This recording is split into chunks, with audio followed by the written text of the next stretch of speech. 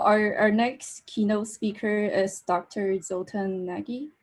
And Dr. Nagy is an assistant professor in the Department of Civil Architectural and Environmental Engineering at the University of Texas at Austin, and directing the Intelligent Environments Laboratory since 2016. And he's a roboticist turned building engineer, and his research interests are in smart buildings and cities, renewable energy systems, control systems for zero emission building operation, machine learning and artificial intelligence for the built environment, complex fenestration systems, and the influence of building occupants on energy performance.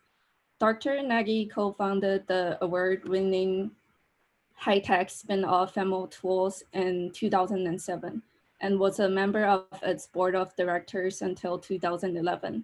He holds a bachelor's, master, and a PhD degree in mechanical engineering from the Swiss Federal Institute of Technology, Zurich. And Dr. Nagy, please. Thank you, Wendy. Let me share my screen. There we go.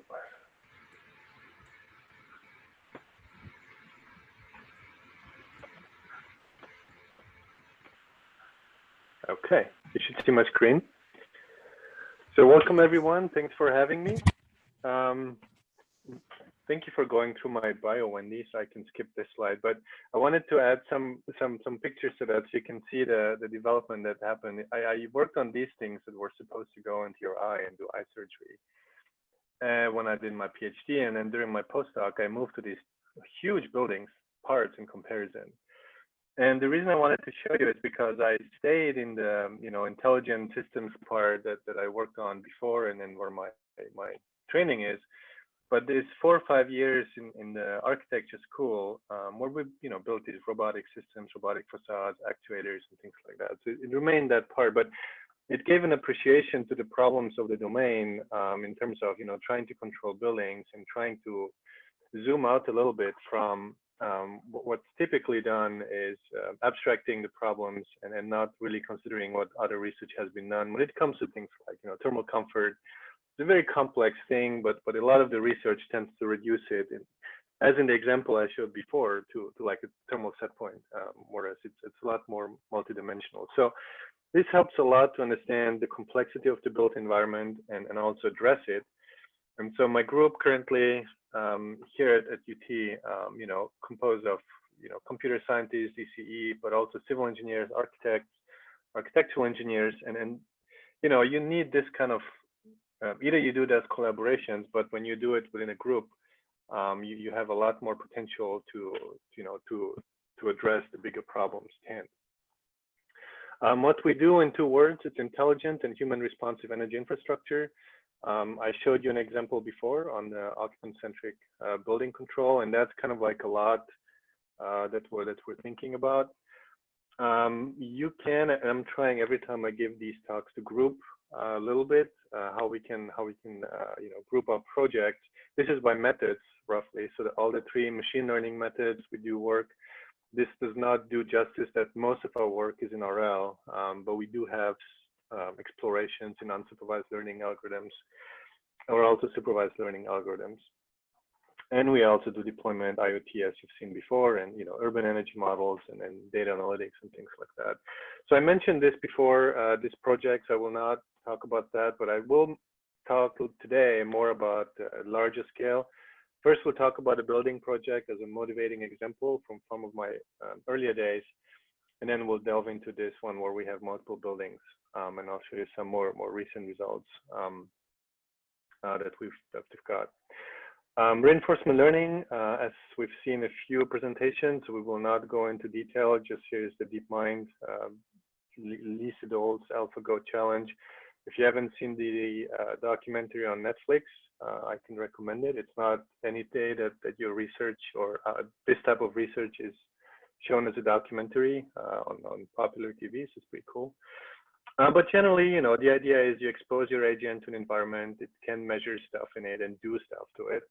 and it receives certain rewards. And so we as engineers or scientists, we need to design the state action space and the reward structure in a way to achieve the objectives or the behavior of the agent that we would like to have.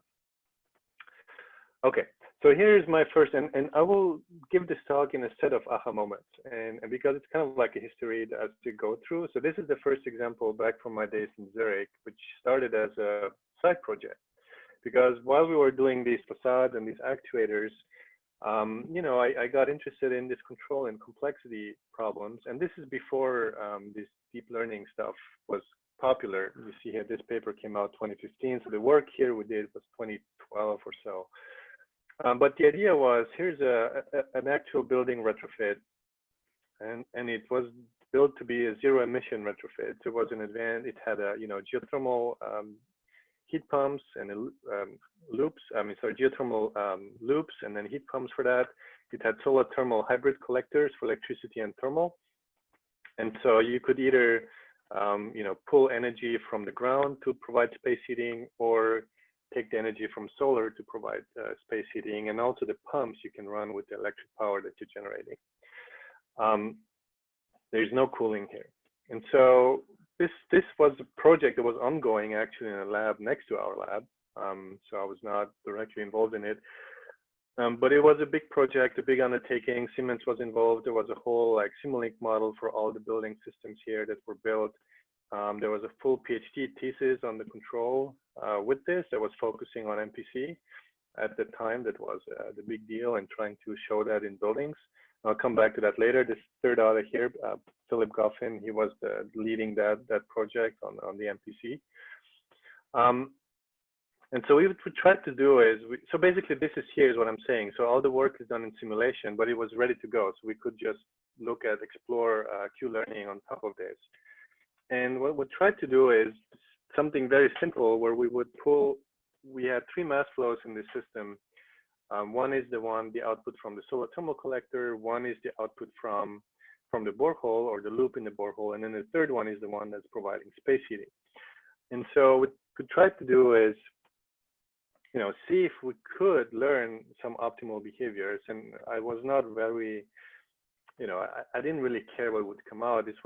I was working with a master student. And so I was trying to see if it would go anywhere. Like I said, it was kind of like a side project.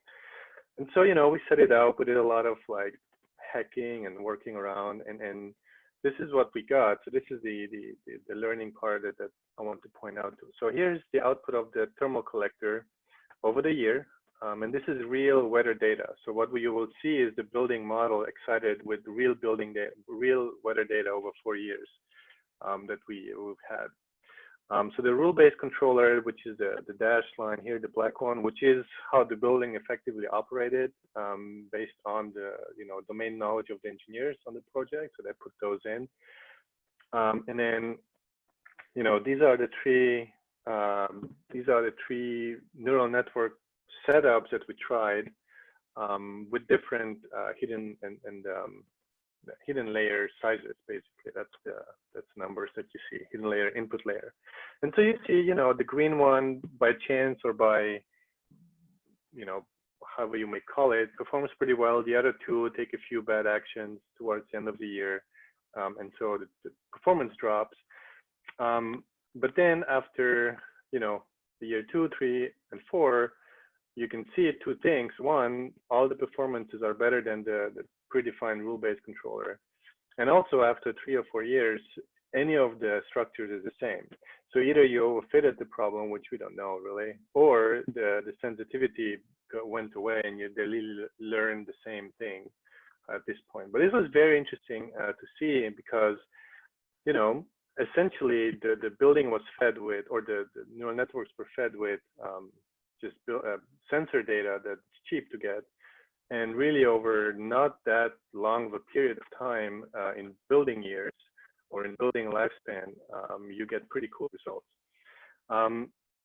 One thing we also did that is going to that idea that I mentioned before, to think about real building interpolations and knowing about the domain that you're working in, we split the learning and operation phase quite explicitly It's always been Q learning and exploitation versus exploration. But in the beginning, we wanted to update and learn quickly good things, and so we would only update the Q values when we had good rewards. And then later on, we would not update anymore because we were quite happy. But we would update if we would see something bad. And so in this case, and this would stabilize the learning process. So maybe this did not converge to the most optimal policy, but the learning behavior and the day-to-day behavior was a lot more robust and predictable. So this was cool. And then, yeah, the first aha moment, like I said, every year, 10% improvement compared to the rule-based controller. What this means is also that you have more energy extracted from the solar thermal collector to inject back into the geothermal loop, because these are linked. So the depletion of the geothermal heat that you have is a lot slower, and that's another graph that I don't have here, but that adds to the idea of improving more or adding or including more renewable energy systems into the built environment. In this case, it's geothermal and the solar thermal collectors. And then another aha moment from the same project, this 10% per year was about the same what the colleague found with his MPC, but he had to use like a full-fledged PC to run the full optimizer and some weird libraries that had to be compiled in a very special way in order to even make it work. And of course, today you would not do that, but back at the time, that was kind of like mind-boggling to me. Here was a PhD thesis picking out about the same improvement than the master thesis in this side project. So that was like, okay, this can go somewhere. So when I moved to UT, I wanted to jump into this a little bit more specifically and a little bit more targeted.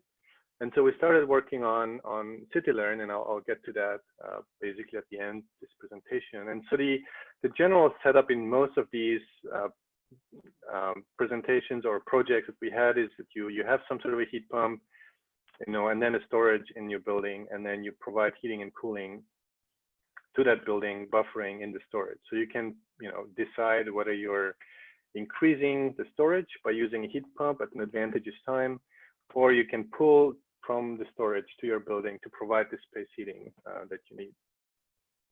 By the way, all the examples that we do, the demand is always fixed. And so we never violate any constraint for thermal comfort, for example, so that the temperature set points are always fulfilled because we provide the exact amount of the demand that is needed. So that's an improvement that could be done. But okay, so this is what we were set out to, and our first implementation was really painful. These libraries were out there, TensorFlow and Keras, but we had to make it work either with, you make it work with Energy Plus. Here we use CitySim because you can look at multiple buildings at the same time. So it scales to city level, even though we then ended up not doing it that far, but at least in theory you could.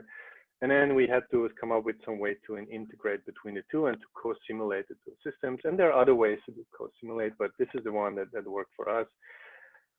And we found some cool stuff. We simulated here in Austin for heating. With again just simple variables that are available, like outdoor temperature, time of day, tank temperature, and PV generation if available, and tank set point temperatures. Those are your action to increase or decrease your storage. And again, the couple of interesting moments. This basically is a repeat of the previous one. So this is the energy output or consumption rule-based in blue, and then the RL in red. And it's a slight improvement, but essentially again starting from random, observing the system offline, learning from it, and then improving it online. So again, you learn the system, you improve it without knowing much about it, which is pretty cool. But we knew that, so that's kind of like confirming what we had. What we didn't know, we kept going. So the red and the blue one here is the same what you just saw, but then we add PV to it. So now you can decide whether you pull electricity to run that heat pump from the grid or from your own. And so now you look at the difference between these two. So this is the rule-based controller, and this is the reinforcement learning controller, and the impact is a lot bigger. And that the reason for that is because the more complex your system gets, the harder it will be to optimize this by hand. However, this is how it is done usually in the field. So if you put it out there, and the engineers will come, put it to the good settings, what they think are good settings, and then run it. And because no two buildings are the same, those good settings may or may not work. But this shows that pretty quickly. I mean, look at this. This is the summer period, 1,000 hours. You already show improvement, and this has not converged. So this will just go on for a while to learn. So the second thing that we learned, so as you increase your complexity, the impact of RL is a lot better. Another thing that we found, these are buildings, so they undergo changes quite a bit over time. You can exchange your HVAC, you can update your windows, you can update your insulation levels. People might move, and another family comes in, so the occupant behavior changes. And so all of those will mean that whatever has been done to your system will change. And so those good settings, again, will not matter anymore because the system has changed. And so this example here is showing a retrofitting event when we add insulation to your walls. And so again, you see over time, it pulls out a little bit of advantage over the good settings. And so again, adapting to change is something that's quite interesting. So a lot of like light bulb moments here over the first like year and a half or 2 years of this work, which is pretty cool. And so when we started thinking, well, what if you want to scale this? So you have one building, and that's great, but that's not really where this should go, right? And today, a lot of us, and the examples we've seen this morning, we talk about grid interactive, energy efficient buildings.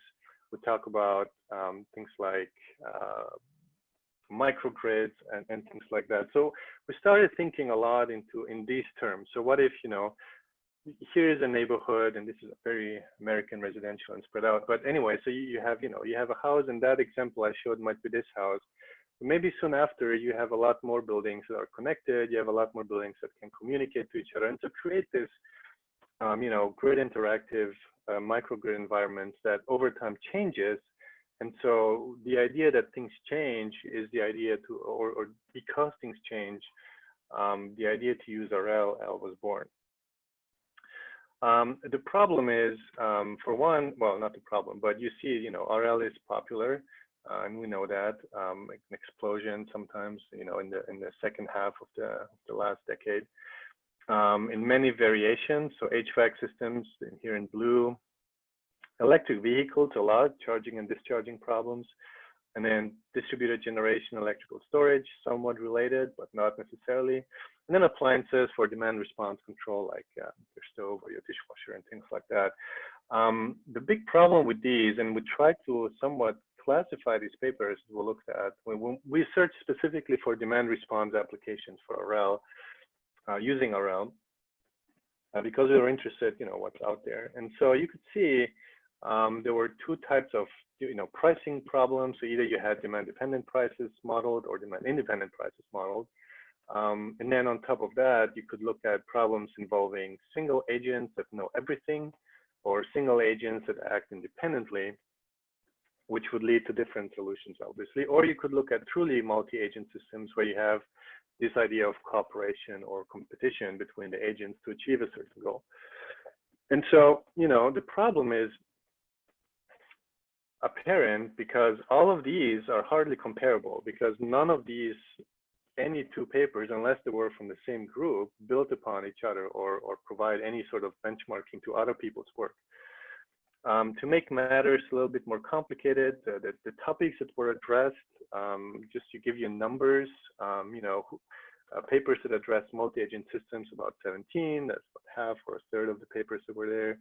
Non-stationary transition probabilities, so environments that change over time, it's 15, 14, and demand-dependent pricing, 10, and then renewable and systems integration, 18. And so the combination, the ones that we're interested in, so multi-agent systems, because of multiple buildings or multiple systems within a building, as we've seen this morning, things that can change because it is a built environment. So structures of the problems might change.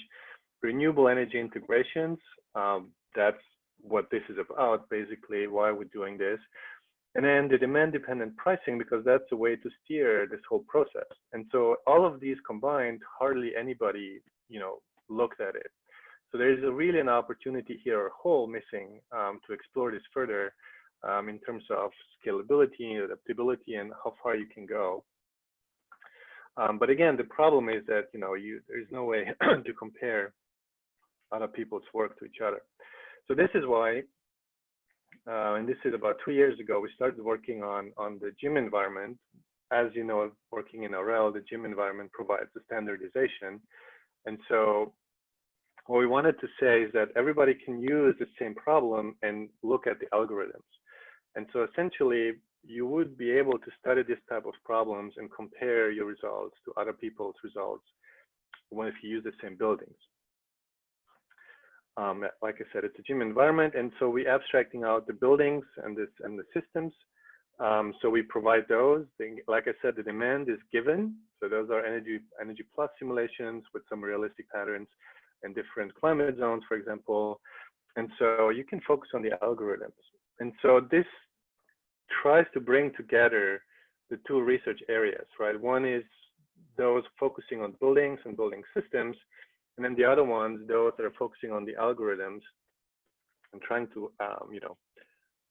marry them in a sweet spot. And so you have all the flexibility that you need to compare centralized and decentralized agents, but also MPC versus RL, for example. Essentially, the problem is that the energy storage control problem. So all the buildings are equipped with chilled water and domestic hot water storage and heat pumps, electric heat pumps, and some have PV to add it, or you can activate or deactivate PV for them. You can also activate or deactivate the storage. So that's part of the deal that you can play with. So anyway, it's a full environment, and it's not finished. So it is what it is right now. Things that are missing, we can talk later. Distributed energy systems would be pretty cool. Electric batteries and electric vehicles are an obvious extension. We just haven't gotten there yet to do. So that's all part of the roadmap that we're doing.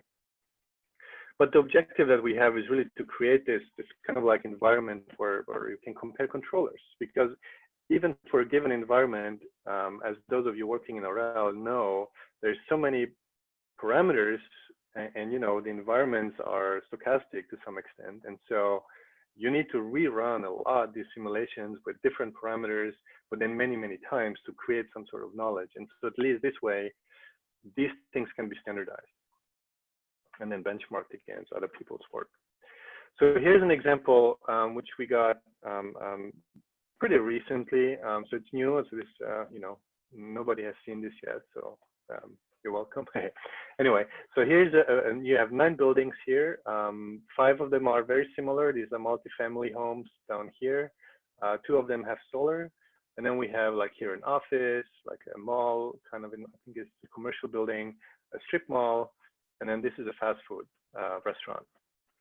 So we put this together. They all have their storages, like I said, and they're connected together to provide a combined response to the grid. Or we assume they're connected. So we'll look at the combined response. Okay, yeah. Hot water and chilled water storage, the air-to-water heat pumps, and then 4 of the buildings do have PV. The environment, so we use a self-reactor critic algorithm that's similar to what Lucas mentioned before earlier. We do use a couple of states. Part of which ones to be used and how many is still ongoing work to figure it out. You see, we do have some forecasting for the solar radiation, so that comes in handy. Other than that, it's environment, the current environment, month of the dates, hour of day mostly, the loads that we have. The climate zone we show is 2A, which is hot and humid, or it's Austin climate, basically. And then the actions that we provide is increasing or decreasing the state of charge of the storage. Again, just as a reminder, right, it's a random initialization to make things kind of like worst case. There's no explicit thermal model of the building, so we don't really know. We get the time series inputs for these into the neural networks. And then also in this case, we don't necessarily exchange information, so there's no active coordination between the buildings yet. But that is ongoing work that hopefully will have some cool results soon. What we do is we do link the agents together through a common reward. So while they don't know what the others are doing, we do get a reward as a feedback of the total demand of the whole microgrid.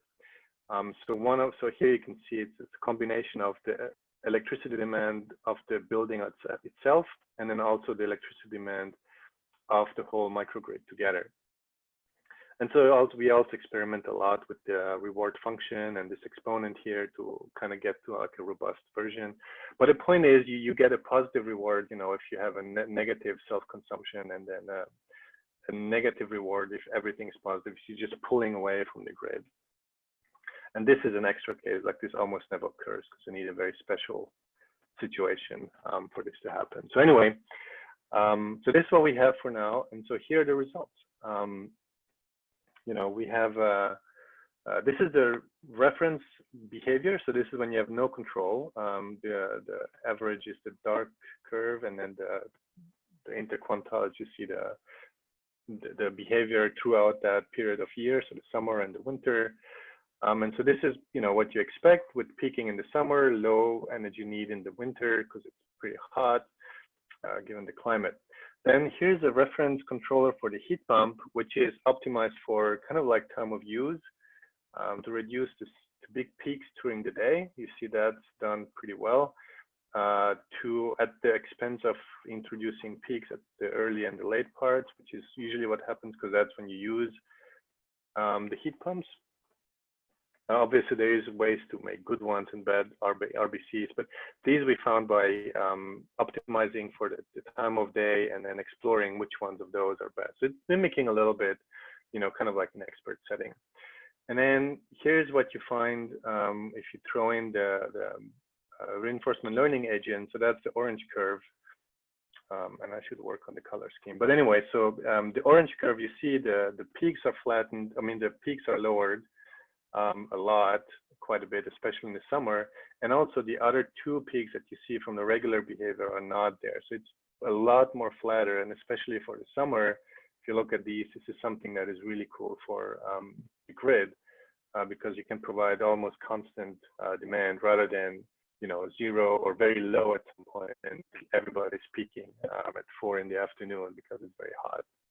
And so again, this is, you know, this is like a double light bulb moment because, wow, buildings don't know anything about each other. We work with the reward function, and this is pretty cool. So, you know, motivates us to continue working on this problem. If you're interested, these are the individual profiles of the buildings as a comparison. The blue is a no controller, and then so that gives you the individual profile for those buildings. And then the orange one is the reinforcement learning controller. You can see some of the buildings have a higher peak generally, like the office building has a higher peak than a residential building. So the combination of which of these buildings together plus which of them should have PV is also part of designing these microgrids to some extent. So it becomes a problem where you have to, you know, the combination of the structure of the problem dictates the control possibilities to some extent. And so the way they're picked here is that roughly the residential peak totally, so these 5 buildings combined are, you know, the same demand as the non-residential buildings, so balance those things out a little bit. But that's not necessarily have to be the case. Some of the indicators that we're looking at, so these are the epochs. So every epoch is a year basically that we're simulating these over. And then the scores that we're looking at compared to the RBC score. So we're looking at things like ramping, not as an objective. We did that in another work, in another experiment. So ramping is not an objective directly, but an outcome of what we have. The load factor, so the average over the peak, average demand, daily peaks over the year, the total peak for the year that we found, the highest peak, the net consumption, that's the total demand over the year, and then a quadratic loss function that we just looked at. And so you can see, you know, to remind you, in the beginning, it's obviously not very good because you have a random initialization problem. I mean, not, but because you initialize randomly, so that's clear. But after year 1, you're getting better, and then year 2, you're moving a lot more towards exploitation, and so things become a lot better for many of these, especially the ones that are interesting for the grid, like ramping and load factor and daily peak demand, are pretty advantageous, again, without knowing anything about your grid. And in general, you know, the RL controllers perform a lot better, even on than the electricity consumption totally is not in this case, diminish by a lot. So that, you know, you don't get to get rid of power plants, but the peaks go a lot lower for the daily peaks here. And so that might mean that you could get, you know, lose one of those dirty ones that you don't need to run throughout the day. So again, this is my light bulb moment for the day. And so we continue on these. Obviously, a lot of questions to answer, but now that we have the same environment, we can keep repeating these experiments and look at things like stability. You know, how quickly can we learn? How can we transition from an environment that we know? Like, we don't have to create, you know, an experiment where we actually run this in reality, but we can have the rule-based approach because we know those. That's not a bad thing. And then how can we create a transition between the two is also part of our ongoing efforts. So to recap, you know, if you want the cool stuff for RL, it's model free, which, I mean, the ones we use, you can also have model based ones, but the ones we use is model free in the beginning. Obviously there is some internal model being built up over time, but that means it's pretty cheap to compute and set up. You can scale it the way, if you set it up the right way, because the number of your states don't decrease with the number of buildings, so you can just repeat it basically. If you start doing coordination, then you might run into scalability problems. But for now, this is not the case, so we'll try to push this as far as we can. The adaptability means you can randomly initialize and deploy easily because every building can have the same deployment. You can learn from your data. So if you do have past data or over time, you can incorporate those. That's part of it, the deal. This I mentioned, you transition, but I don't know how exactly. I'm just saying that this is possible. And we've seen this in some of our earlier work and where we just did it, okay, after so many hours. And then as soon as you have complex systems, you know, you can do the MPC, but that will be also very complex to set up. And then this one will still perform pretty well. Some things, you know, that I wanted to mention. So we released the CityLearn environment at BuildSys last year in the fall, and we organized this challenge. So some of you may be familiar with it. And so basically we said, here's the environment, here's a challenge. I mean, here's the goals. Come up with your controller, send us your controller, we'll test it on another set, we'll give you some feedback. And then at the end, we'll test it on a third set and see how you have performed. And these are things like you test it in one, you know, climate zone, and we had put it on another climate zone, and to push this idea of adaptability and simple and scalable and see how it will work. And so this ends this week or next week. And so after that, we can report on these. We had 5 submissions, as far as I remember, 4 or 5 teams from all over the world. And so these are pretty exciting because I think it will help build a community around this. We've used it in courses. We used it in a summer school in Adelaide earlier this year. And I've seen papers starting, you know, coming out with this, which is even cooler because I don't know about these people using it. So that's exciting. If you want to try it, the website's here. It'll take you to the GitHub. It's all there to use. Obviously, we're trying to build collaborations around these and ideas that we can use to work on. Specifically, look here on the right, we will have a workshop at BuildSys in the fall around this topic, not necessarily CityLearn, but the idea of RL more specifically in the built environment and what are the big challenges and opportunities that we can exploit. And my hope personally is that we can build the next challenge for next year at that workshop, set it up and then work on that and then push it out over the spring and then reconvene in the fall again and then talk about it. And with that, you know, we would learn more and then explore the problems that we have. Comparison with MPC is a topic that always comes up. So that's something that needs to be settled once and for all, or at least for certain settings, because right now it's just like, yeah, it could be, it couldn't be, who knows? And so, you know, that's a big topic that I believe should be addressed in a larger domain. And then there's also a special issue in JBPS, more specific on the environment itself. So if you want to contribute, I think the deadline is end of September or October or something like that, but that's always a little flexible, as you know.